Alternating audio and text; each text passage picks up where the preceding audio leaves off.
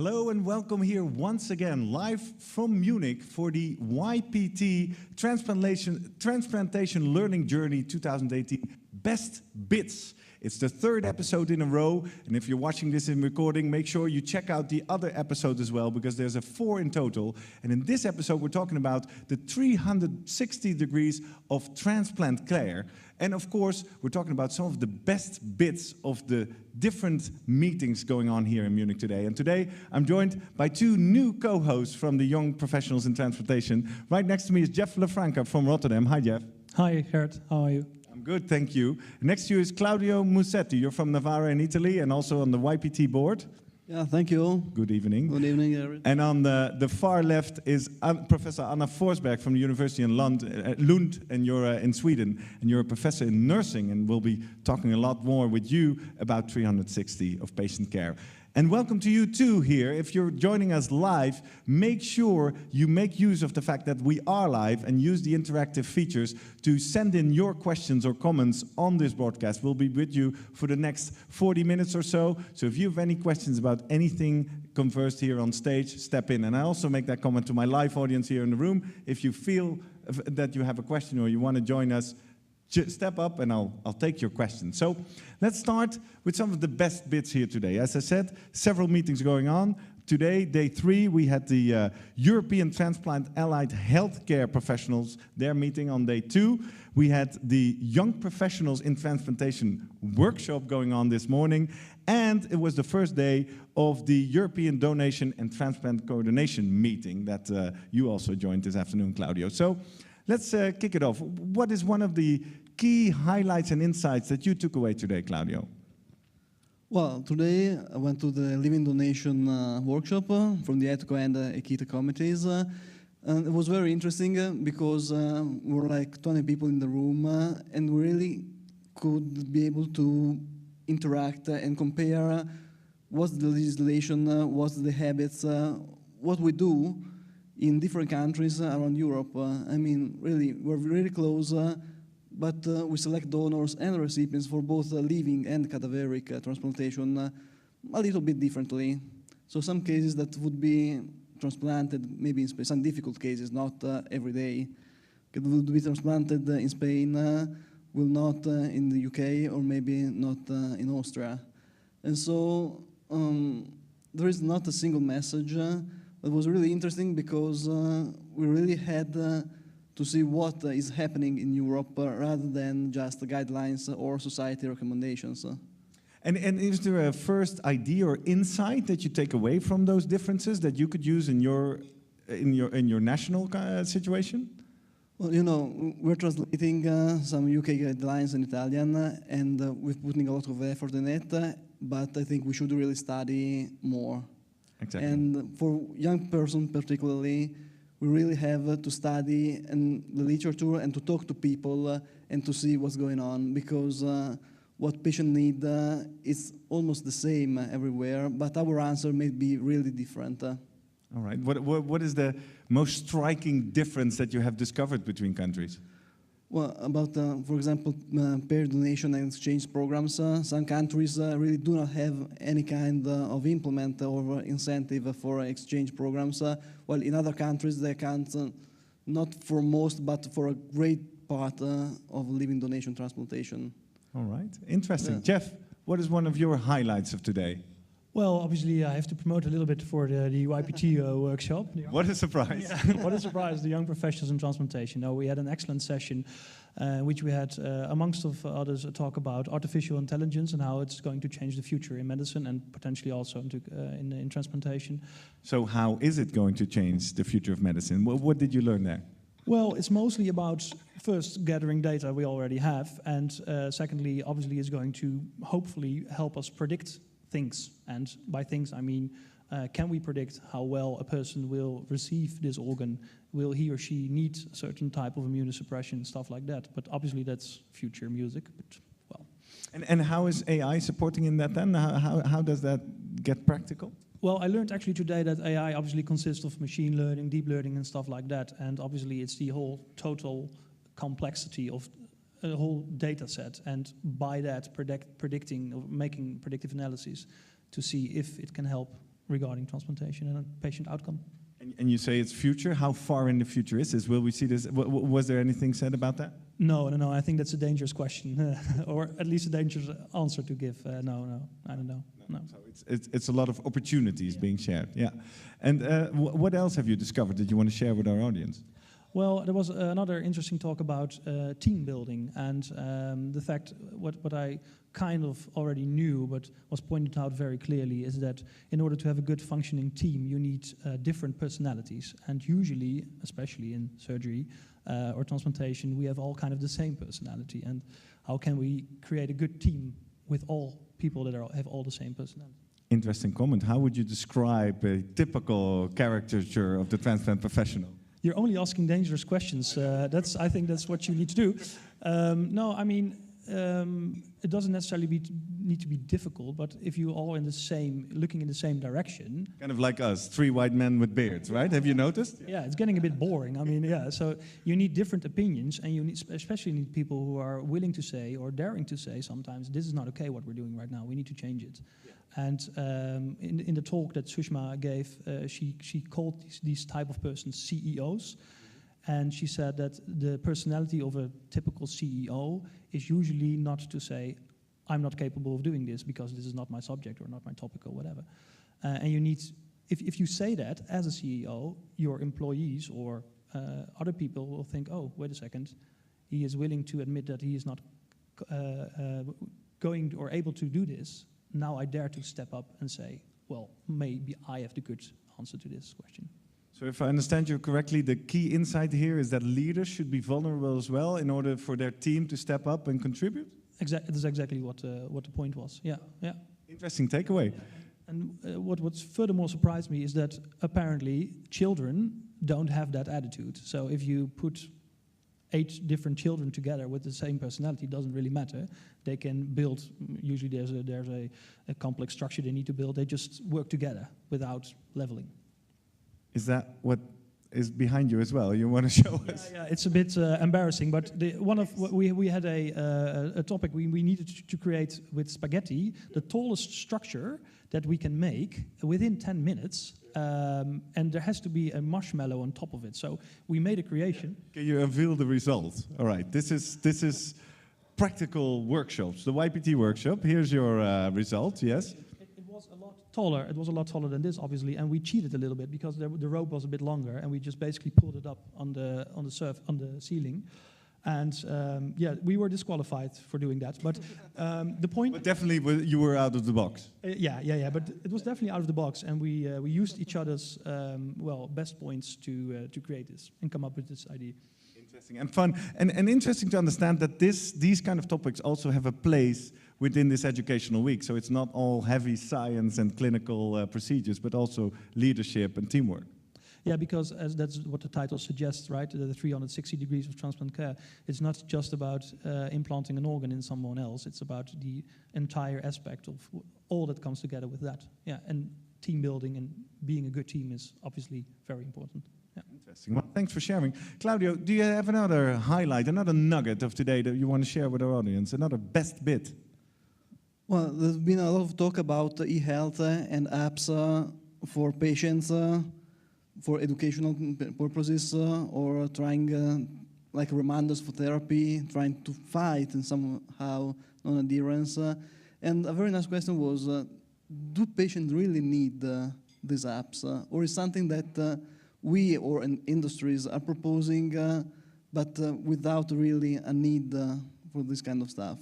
Meaning that probably adherence to therapy can be achieved, or maybe should be achieved in some other ways, not just by clicking on your phone or with a reminder, because sometimes it has deeper motivations rather than just I forgot to take my pills. So maybe I'm scared of the side effects, or maybe I don't see why I have to take so many pills, and that's what one of my mentors always said, the transplant begins with surgery, but it starts there and then goes on for hopefully some years or decades. So it's not just the surgery, that's the start, but then transplant care is much a wider subject and has much wider needs. Yeah, it has a huge impact on lifestyle, I can imagine. Before we take it to a professor that knows all about that, let me ask you though, that this insight, as a nephrologist, as a kidney doctor, how do you take that back home to Navarra? How can you use that next week when you're back in the hospital? That's a pretty hard question. I know, that's why I'm here. The obvious answer would be dedicating more time to patient and more valuable time, meaning that we are in a room silent with no nurses or nobody going in the room asking for anything. And I'll try to make something like that. I'm not sure. Is that possible? Is it possible? It should be possible. I mean, we're in 2018. It has to be possible.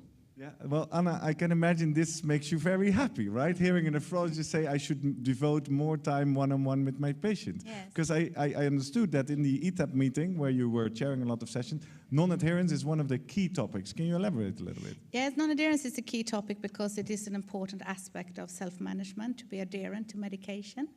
But I think it's more a concern of the professionals than the patients, actually, because they, I believe, make deliberative choices about their lifestyle and their everyday life. And one of the highlights today was that we had this occupational therapist presenting the importance of the OT in the transplant team, which is a quite unusual role for a transplant team to have an OT.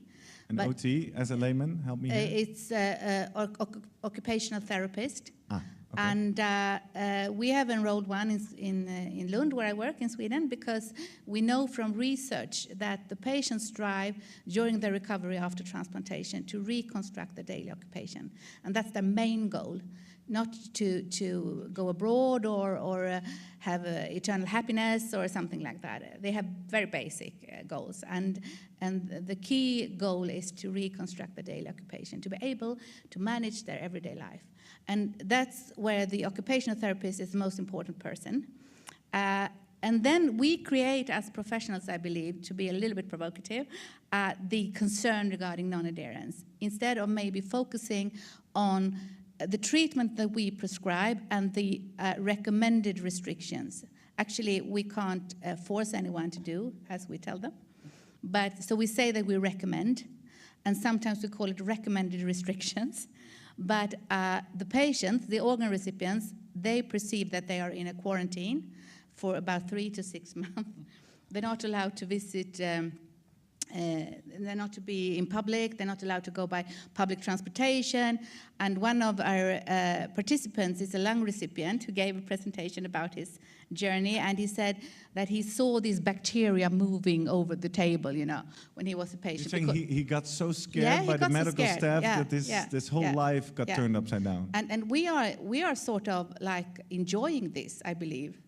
Who is we in this sentence? The medical community. Yeah, to say you can't do this and you can't do that, and I really would love to talk to you about graft rejection, you know, and at the same time, when we have delivered all this scary message about all the problems that can occur, we say, but in the end, you should live a normal life.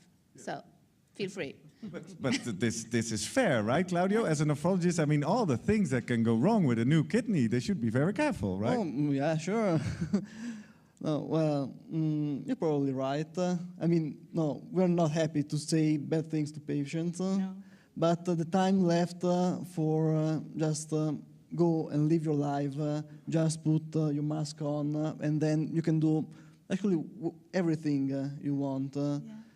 It's much, much, much less than the time we spend saying, hey, there might be a rejection, hey, there might be malignancy, hey, you should take your pills at 8 a.m. and 8 p.m., and you cannot take it at 8:30. Well, maybe you might. Yeah, and on that point, that still surprises me, because I had a patient once, and she came in for a different problem other than her kidney transplant.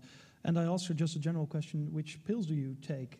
And she had no clue. And then I saw in the file, in the dossier, that she had a kidney transplant 3 years ago.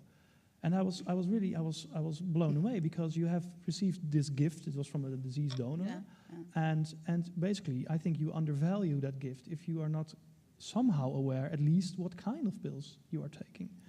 But it can differ between patients a lot, and there are luckily a lot of patients who do know that. But So what needs to happen then? Because we say we agree on this issue, or at least we recognize the issue.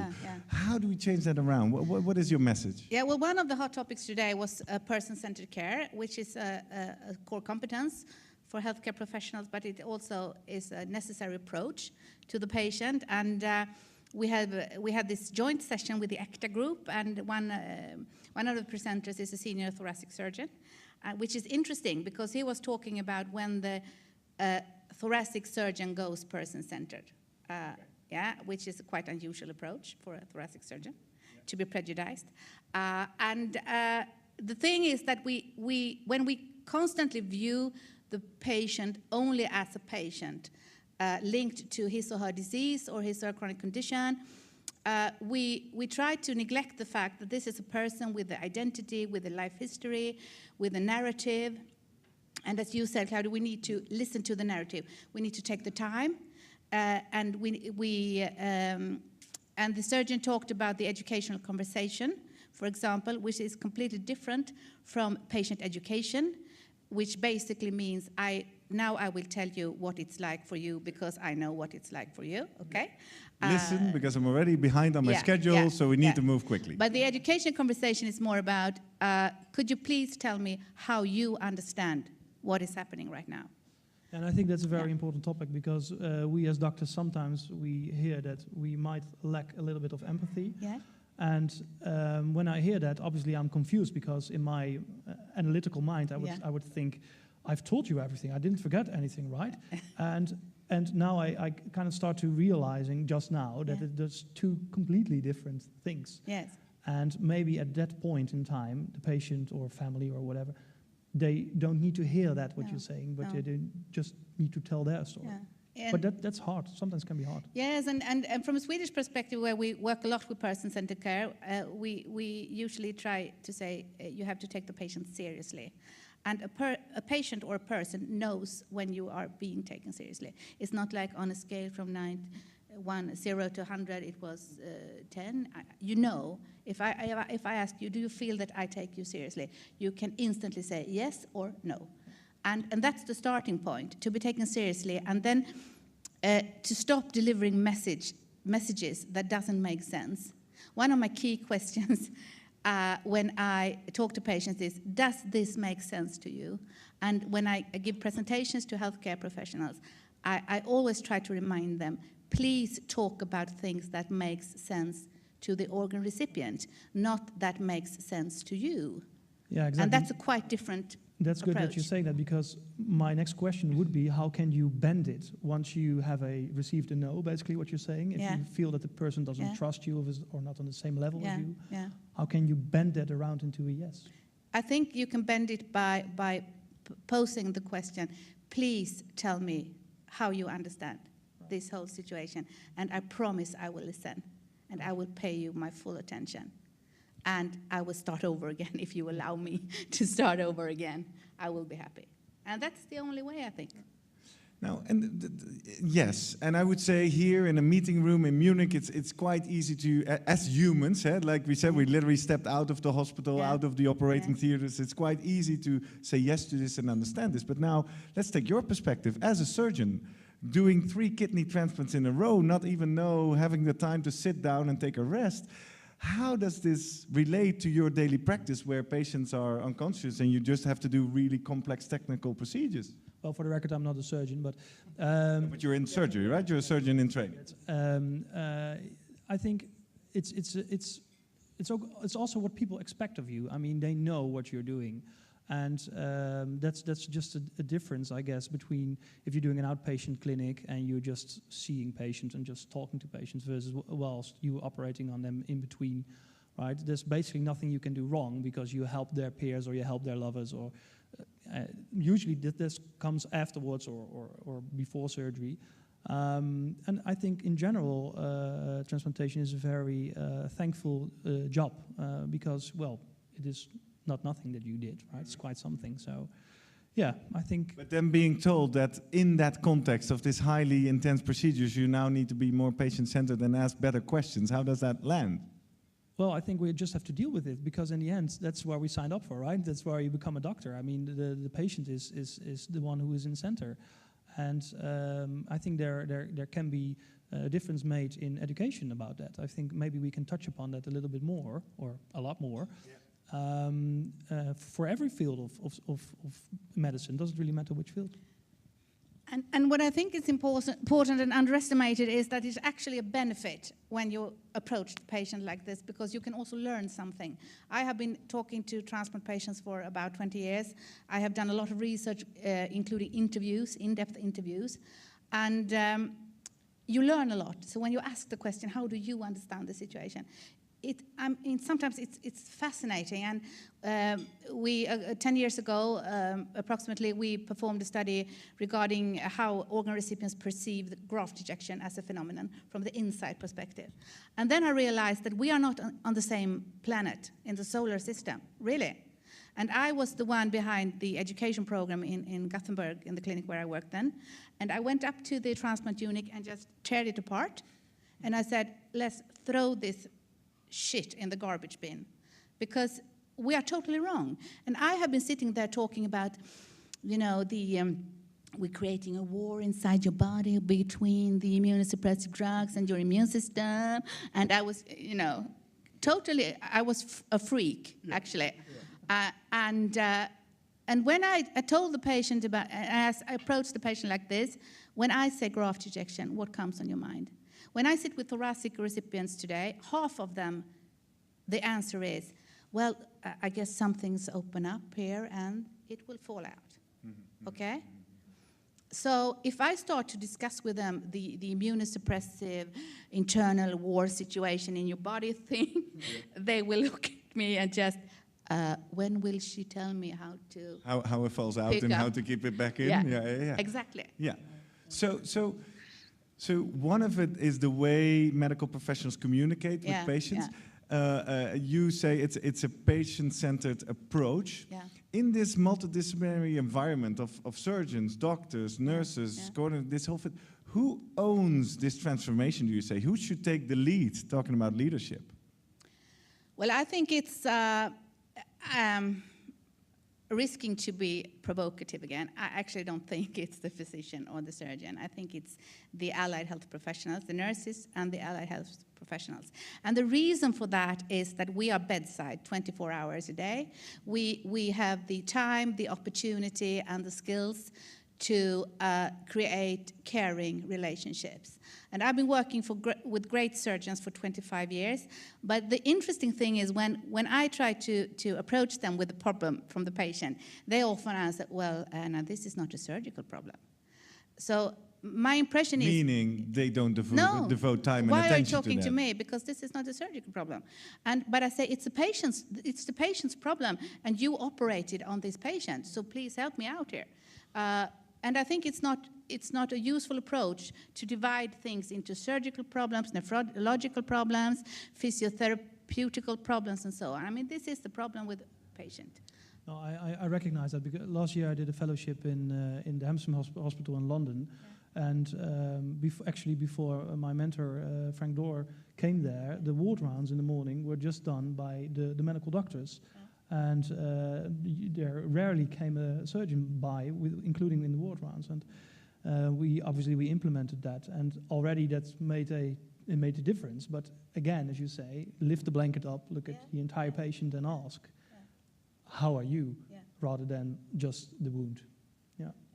By the way, let me interrupt briefly for a nice serendipity moment. You know who just joined our live broadcast? Frank Dorr is right there on the other side saying hi to you. So good to have you with us, Frank. Thank you for that. So let me dig a bit deeper on that, Anna, because if you say it should be the allied healthcare professional taking that initiative, at the same time, in the example following, you show that the surgeons or the doctors might not be open to that. So how do you break that barrier, and actually, how would Claudio be able to make time for that in his busy schedule? I think it's a teamwork, and my message is not that the surgeon shouldn't be there. I mean, you should be part of the team. We should work together. We need the surgeons, and I really do welcome when the surgeons are at the ward in the team together with us. But I think the question about who should lead the process, I think it's better that as a nurse, when you are bedside 24 hours, you are in the relationship all the time. Okay, so you let me better rephrase. equipped. Say there's a nurse or a healthcare professional watching, recognizing this dynamic with doctors and surgeons. Yeah. What is the first thing they can do to actually create more of a team sense and to get on the agenda with this topic? Well, I think it's the first thing you can do is to point out who is the person who will listen to the patient's narrative, because someone has to do it. And then... Just raise that question, right? And then shut up. Yeah. Who is doing that in here? Yeah. And at my transplant unit, we have this person-centered care. We have organized it in a very structured way. And we have, for example, nursing rounds once a week, multi-professional. The physician is there, or the anesthesiologist in the ICU. So, but it's led by nurses. And the nurse is responsible is to bring the narrative, the patient's narrative and understanding of the situation. And we only discuss the patients deviating from the standardized care plan, because the patients who are, going through as expected, we don't discuss them. And then we discuss together. How can we solve the problem? The physician maybe says we have to check the medication list. The anesthesiologist says, okay, we need to have more sedation, or we have to wean out the ventilator or something. The physiotherapist adds how to mobilize the patient, and the nurses talk about how we can support the relatives, for example. Right. So there is a team effort, but mainly the nurse is the one who collects the patient's narrative from the start and brings the message to the other team. Due to time restraints. How would you say, how can you measure the outcome of that? I mean, probably you did that in your center, because that's why it's been improved, but how do you measure that? How does the patient receive it? Yeah, we use questionnaires where we ask questions about the caring encounter and the quality of the caring encounter. And there are items covering aspects like, do you feel that we take you seriously? Do you feel that we approach you as a person and not only as a patient? Do you believe that the professionals consider your goals, for example? So we measure that twice, 4 times a year. And we compare with every measure, so we know that we're keeping up the standard. And we have also performed a measurement regarding person-centered climate with an instrument developed for person-centered climate, because the key question for us was, is it even possible to create a person-centered environment in a highly technological care environment, like the thoracic unit, where we have heart and lung transplantation, grown-ups with heart failures, cardiac surgery, advanced cardiac surgery, and so on. And we have analyzed the data, and we are actually fairly good at this. So the answer is yes. The answer is yes. It is possible. All right. That's why you're a professor. Yeah, probably. So I would like to take this conversation a bit. This is a first key takeaway. It's about better dialogue and more patient-centered focus in the team. That's inside the hospital. Yeah. Now, we heard about Claudio's best bit, where he went to the session about when the patient is outside the hospital and the use of mobile applications. You were actually challenging that a bit of, is that the right solution, right, Claudio? I was not challenging myself, but it was a thought that I had for the first time today. So it was an insight, some kind of serendipity. So I'm starting to wonder if there is a need for e-health or applications or mix them like hardware and software devices to perform better education or adherence. And I'm not sure about the answer. Exactly, that's what I mean, because there is other forces just really advocating this, right? Because I think you've been sharing about, what is your experience with that? Yes, well, we had this session today, the lunch session regarding digital solutions, but my personal experience is that I have been developing an application, a mobile application for 2 years now, almost, with a software company for all organ recipients in Sweden. It's called My Life, My Health. And the aim is to support self-management during the first 2 years after transplantation. And my experience is, because we have pilot tested it twice now, that they actually need this. But I think your concern is very important, because we have to be self-reflective if we create needs that does not actually exists. But when we investigate this, they are so in a need of a digital solution. They welcome it. They have all the information. They have the access to the information in the phone. They are not dependent on a nurse with a very various knowledge level, or a physician not reading nursing research, for example, or the high staff turnover that we have in the so on. Yeah. So Claudio, what is your main concern then? Why are you not sure? Well, because probably from a professional's point of view, my concern is that once you have the app, then you spend even less time talking with patients. Yeah, okay. So you delegate some of your time, your information to the app, to technology. On the other side, the patient, anyway, if they don't have an app, they will look for answer like on Google. Yeah. Dr. Or, Google.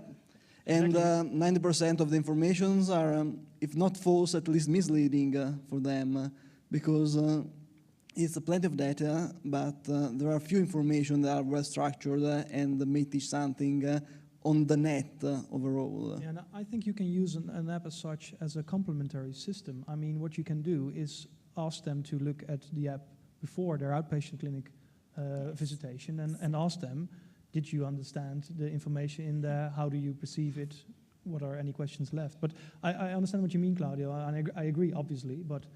So let's ask the professor, what did you find as an effect on time spent with the patient when you implemented these apps? Our experience is that the time spent with the patient is much more efficient, and So it could be less, but better. Yeah, That's less efficient. but better, because exactly the thing you said, they can prepare themselves before the outpatient clinic visit, and also the nurse can prepare him or herself. And if they report their measures, and we have a sort of questionnaires regarding organ transplant symptom and well-being, for example, and then the nurse knows exactly. So when you come to me as a patient, I know, oh, you have problems with this, and you have problem with fatigue, and you have mood problems, and so on, and maybe pain in your feet. And okay, we will focus on this, and we skip the rest. Yeah. So I think it's an excellent tool for preparation, to be more focused, and also it's important to empower the patients, because they actually, we have developed this application, My Life, My Health, as a library. So I mean, as a citizen, you can go into a library, public library, and you pick a book, and you are totally empowered to choose which book you want to read. Here we provide maybe 20, 25 chapters like books, and you can choose what you like to read. Maybe in the beginning you want to read about your medication. After 3 months you want to read about sexuality. We know that's a huge problem with decreased libido. Nobody talks about it. Actually, the approach from the healthcare professional is that we have saved your life, but let's not talk about sex, okay? So and we know that is the biggest concern. And Did you say increased libido? Decreased. Oh, decreased, okay. Then. Actually, I didn't look at your app just yet. I will, but do you also have something like a quiz implemented to basically not to say to people you have not understood it correctly, but just to test the education level, how well do they understand? So let's run that question. What is actually in the app? What functionalities? Because you talk about the library and the education. Is there a way to check their understanding questionnaires? Yeah, well, the thing is that I don't want to do that test, because I think it's a paternalistic approach. So from my point of view, I don't like it at all, because we need to trust the patients, and we should empower them instead of performing some diagnostic test, whether they understand or not. So it's a principal concern from my point of view. I understand and I agree, but you can also translate that into, let's say, if the score was 75%, that maybe it lacks in your or in the hospital's education. So then it doesn't make it patient-centered, but education-centered. Yeah, but I think it's more like to be a little bit annoying now. I mean, it's more like our concern and our need to check. It's a sort of, to be honest, a neurotic need from the healthcare professionals, to check out that we are doing the right thing. Yeah. And I think we shouldn't work that way. But we are, for example, by research, when we implement the application, we will follow the learning patterns. So what I think is really interesting is which book are you choosing to read at which time? Mm-hmm. because then we Can you analyze that in the back end of the app? Through the software company that I work with, which are experts in this field, we can analyze the learning patterns. And I think that would be smashing if we could really grasp that thing, because then we can tailor the education to groups, but also to individuals by knowing. It's like analyzing shopping behavior, you know, for when you go it's to kind shop. of a machine learning. Yeah. Meaning that you see patterns and then you can make predictions. Yes. And can you see if something is missing? I mean, a patient can say, I would like to talk more about travels around. Yes. Okay. Because they That's can cool. give feedback, and we can provide feedback. So, for example, we know now from novel studies that fatigue is a huge problem after lung transplantation. And it decreases self-efficacy, which in turn is a problem because it affects self-management, okay? So then we can have this sort of scale, a simple scale. How fatigued are you today? And then if they sort of have this sad mouth thing, and they do that for 4 or 5 days, we can make a comment on that. We can give feedback, like, we have noticed that you have pointed the sad face for 5 days. How are you?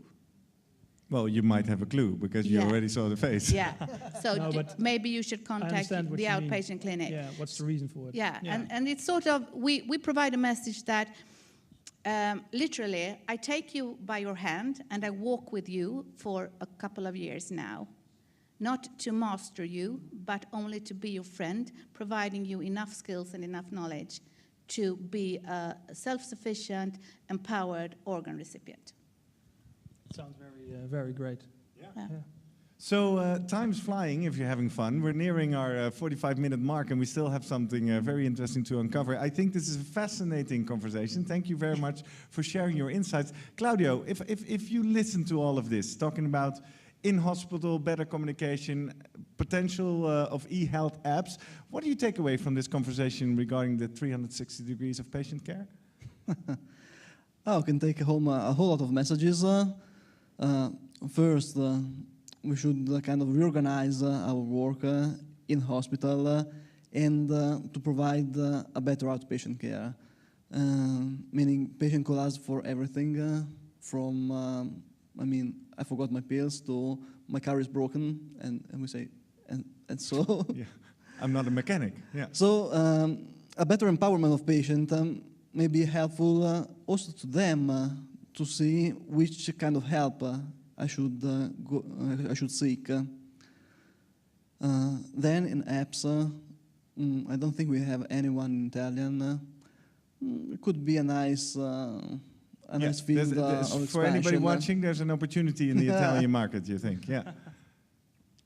And then even talk more with my nurses, because sometimes some of the stories they receive from patients are really unique and are the key for reading what the patient is doing.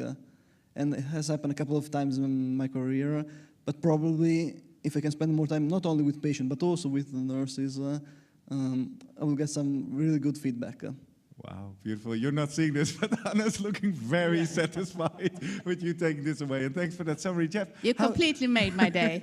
How is that for you, Jeff? What do you take away from this conversation? Well, I have almost nothing more to add than what Claudio said, but I totally agree. But I think as a whole, because you can say that, of course, technical innovation will even go further, but we kind of know how to implant an organ right now.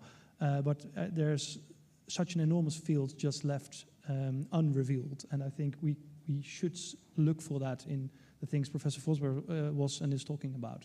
And the beautiful thing about it is it's just not applicable to transplantation or to surgery only, but just like, as I said, medicine in total, and maybe even for you as a person. Yeah. Well, thanks for sharing that, and big shout out to some of your friends watching. S.Y. Versluis. Better listen to the patient's narrative. I like that. Well done, Jeff. They comment live. So thanks for joining your friends in the audience. Talking about friends in the audience, there might be some young professionals watching. This Best Bits is organized by the young professionals in transplantation. And every day we try to share some of what the YPT is and does. And I think we already learned in the show on Tuesday that there's something exciting coming. Can you share a little bit more about that? Yes, because the YPT was relatively unknown within ESOT, and obviously we are looking for ways to get more known. And I think one thing that is lacking still is how to get connected with each other. And of course, it just don't need to be limited only to young professionals, but let's start there. And what is young? I mean, so what is young? According to our is there an age limit to the YPT? Actually, there is, but I'm not telling you what is. No. But it's just we say under 40, but it's all about your mind, I would say. But anyways, just to come back to your question, we try to figure out a way how can we connect easier. And obviously, usually how it goes is that a junior asks a senior or a professor, and a professor asks another professor he or she knows in a different country, and that professor says, yeah, sure, you can come, but I'm not going to arrange it. Another junior is going to arrange that. So you have a lot of steps until you get done what you want to get done, unless you know someone already in a specific country. So the idea is that we came up with basically a map of Europe, for starters. And we thought of the fact, well, maybe we can bring something into life what's called a YPT representative. And what that means is that if you are, as a young professional, willing to be on the map with your name and a picture and your center, is that you, if you're looking at the map of Europe, as you see now, that, for example, I put obviously Claudio in Italy, because that's where he lives and he works. Let's say, I want to go to Italy, for example. For example. And I click on that star, but apparently there's someone in Italy. Hey. And then you see Claudio's face. That's me. And basically summarizing what kind of research there is performed in that hospital, if there's a possibility for an exchange program, what he is personally interested in, and the address of the university hospital, and obviously a masked email address if I want to get in touch with Claudio. Claudio knows that he is on the map, so that he has a certain kind of responsibility, and that he should email back within, a given amount of time, hopefully within the week. And what we are going to do is obviously populate that map. And it doesn't need to be limited to one person per center, preferably for starters, so that we can fill each country at least with each major city. But we can expand it, obviously. Maybe you want to have a surgeon as a contact person in the same center, and a nephrologist as well, because that can make it easier. And once we have that, obviously we want to expand it within the other subsections of ESOT. For example, Ekita, Elita, if you are just not so young anymore, and you want to look for not a young professional, but an old professional. All right. So it's a great networking tool to quickly find other young professionals. Now, I understand there's a very simple website that people should memorize in order to access this map. Where can they find the map? Well, actually, it's still locked because we still have to finish the demo. But obviously, we're going to announce on all platforms when we are able to go live. And what we're also going to do is give people the opportunity to be on the map, so they can fill out a form saying, I'm willing to be on the map. Is that okay? All right. And if I'm watching as a young professional, how can I reach you to get on your map? You can reach us through the usual channels, Twitter, Facebook, and obviously when the time is there, we will send out an email and a message for everyone of ESOT. Yeah. And mentioning Facebook, I should point out you also have the YPT Facebook group, right? That Zishan, the current YPT president, yesterday discovered in our session about social media. You should check it out in recording. That maybe that's a good opportunity to get those young professionals together. So didn't he know? Yeah, he knew, but he wasn't actively using it. So we gave him a little poke in that direction. Well, it's looking great. Congratulations, and I hope that helps connecting all the young transplantation professionals in the field. And with that, we come to the end of the third episode of the Transplantation Learning Journey Best Bits. Thank you for watching all the way to the end. And like I said yesterday, if you're still watching, you must be interested. So first of all, check out the recordings of the other broadcasts we had on ESOT's YouTube page or ESOT's Facebook page. And make sure you tune in back tomorrow. Now take note, tomorrow we will start 1 hour later because there will be sessions going on in this room. So we will be with you at 7:30, same place. Not the same time, 7:30 Munich time. That's actually a 6:30 for the UK people tomorrow. And we hope to welcome you back. You will be back with me again, Claudio, right? Together with Thomas Resch. We'll have a fun show talking about what's new in machine perfusion. Looking forward to see you tomorrow.